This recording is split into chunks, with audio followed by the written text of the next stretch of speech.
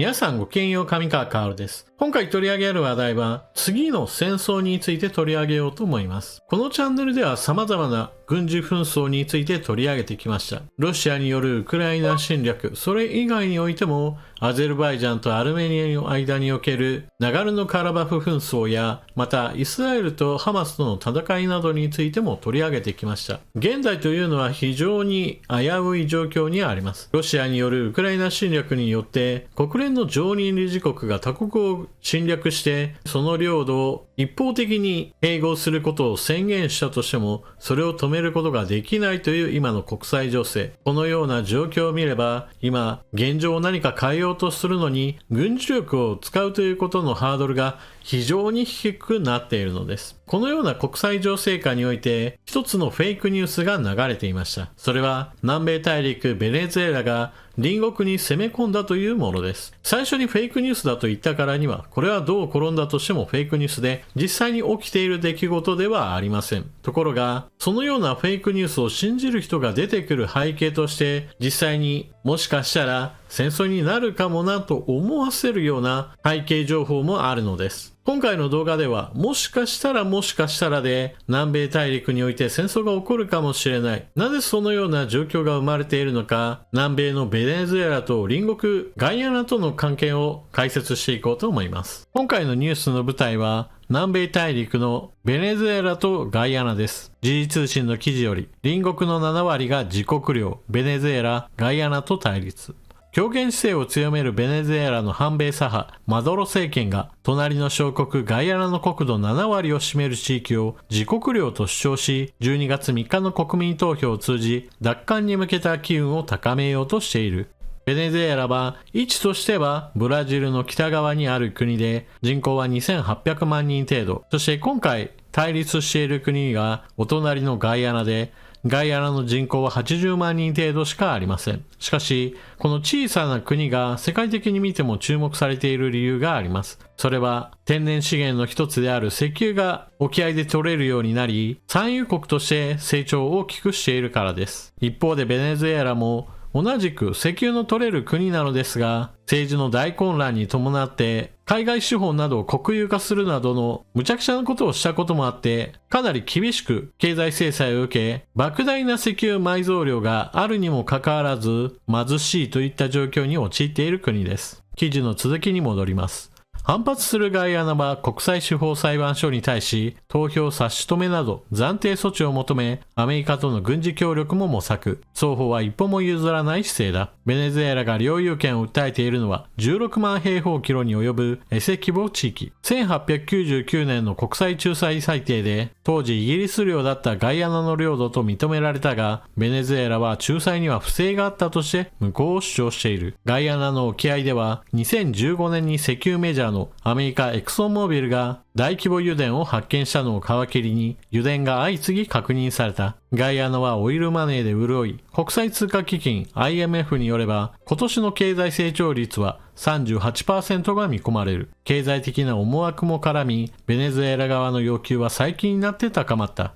なお、記事では今年の経済成長率は 38% 見とされていますが、2022年の GDP 成長率は 62.3% を記録し、これは世界一だったそうです。人口が80万人程度しかない国に大規模な油田があり、莫大なオイルマネーが国を変えようとしているわけです。ベネズエラの国民投票では、仲裁裁定を拒否するかや、係争地を最終的に自国領とするかなどを問う。マドロ大統領は投票を控え、領土を取り戻すため、国が一体になっていると強調した。投票で国民の支持を得て、主張の正当性をアピールする狙いがあるとみられる。一方、ガイアナは、仲裁裁定を最終決着とみなしている。副大統領は国益を守るため、外国軍の基地建設など、全ての選択肢があると表明。アメリカ国防総省の担当者らが訪問すると明らかにした。ベネズエラは政治的、経済的に混乱している状況が非常に長く続いている状態なので、どのような行動を取ったとしても驚きには値しないという評価がされています。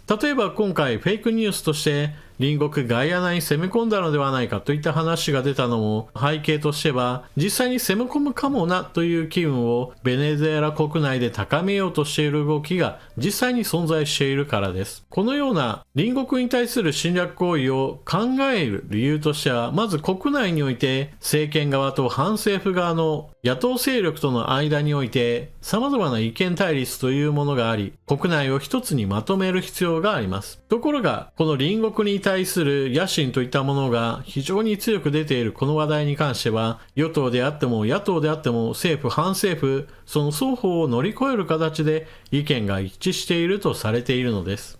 ですから、政権側としては、野党とある程度協力できるこの話題で一つ国をまとめてあげて、国内の統一政策としてお隣の国を侵略するかもというような話が成り立ってしまうわけです。ですから、フェイクニュースとしては、ついにやったかという感想を誰かが持ったとしても不思議ではない話だったわけです。そして現在の国際情勢から考えた場合において、軍事力を使うことに対するハードルが下がっているということを冒頭で述べましたが、ここにベネズエラの政治状況また国際情勢についても押さえておくべきポイントがあります。それはベネズエラが反米政権であり対立している相手陣営としては中国やロシアの名前が挙がります。ベネズエラと中国との間には現在協力関係を深めるための外交交渉が幾度も行われていますし、またベネズエラが軍事力を強化しようと思った時に関係が深いのはロシアです。ロシアは隣国に攻め込んでいる真っ最中なわけで、たとえ今ベネズエラが隣国に攻め込んだとしても、ロシアはベネズエラの肩を持つことによって国連においてベネズエラに対する一致した制裁活動などを行うことは不可能だと考えられています。もちろん実際に侵略行為を行えば批判の声は高まるでしょう。しかし批判だけでは物事はなかなか動かないものです。またベネズエラはすでにこれまで経済制裁を受けている状態ですから、今更さらに追加の制裁を受けたとしても、もう失うものはとっくの昔に失われているという具合にして腹をくくることもできるわけです。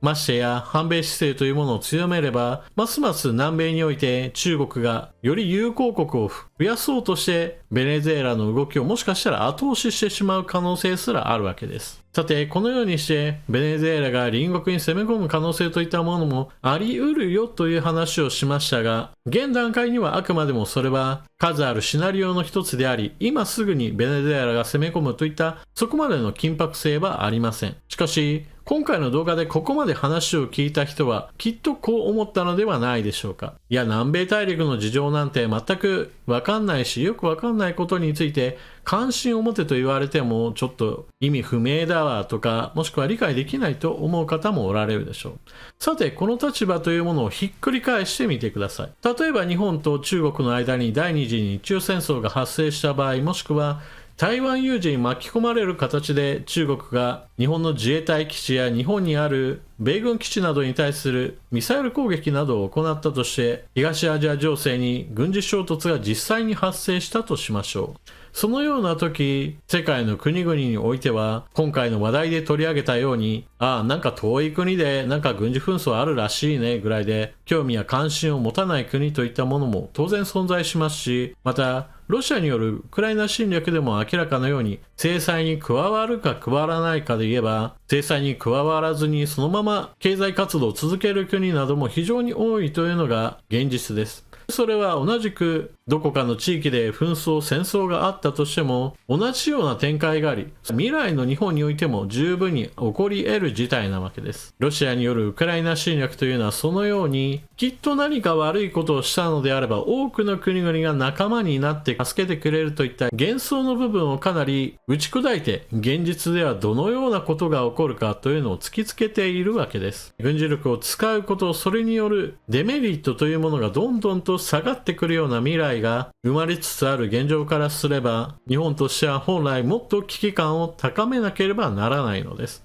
なぜならば、危機感を高めたところで、実際に防備を固めるには様々な法律や予算、何かを開発、生産、配備し、訓練するにも時間がかかるものです。世界を見渡せば、紛争の種、戦争の種といったものはいくらでもあるよというのを見ればわかるのと同じように、そして日本人がそれらに関心を持たないと同様に、世界でも日本でたとえ戦争が起こったとしても、全く関心を持たない人たち、全く関心を持たない国、全くどちらにも組みしないし、どちらかが悪かったとしてもそれらの国に対して何ら制裁を加えず傍観している国というのも出るという現実を踏まえて、日本の現在の守りが非常に脆弱だというのはもっともっと共通認識として広まってくれればなと思います。というわけで今回の動画はフェイクニュースとして南米大陸のベネズエラが隣国に攻め込むという話が一時拡散しました。しかしそのフェイクニュースの生まれる原因として実際に軍事侵攻を行